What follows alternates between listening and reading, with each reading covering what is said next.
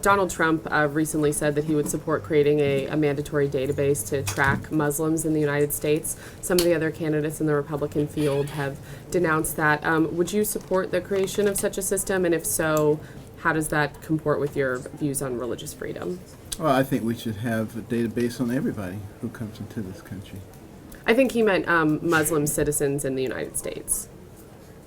Or U.S. citizens who are Muslims. Well, hopefully we already have a database on every citizen who's already here. If we don't, we're doing a very poor job.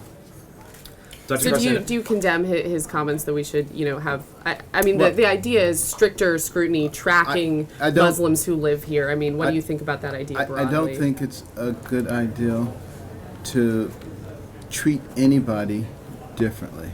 One of the hallmarks of America is that we treat everybody the same. So if we're just going to pick out a particular group of people based on their religion, based on their race, based on some other thing, that's setting a pretty dangerous precedent, I believe. Hey, Dr. Carson, you've spoken a lot about Nazi Germany. Do Donald Trump's remarks from last night remind you of registering the Jews?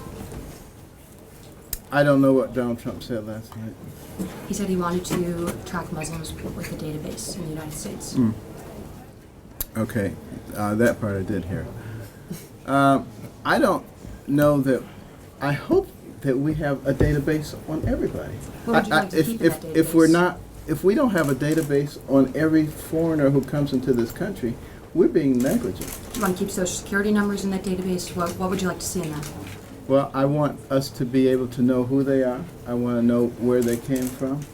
I want to know where they're going and why they're here. But that's already being done. As the very beginning.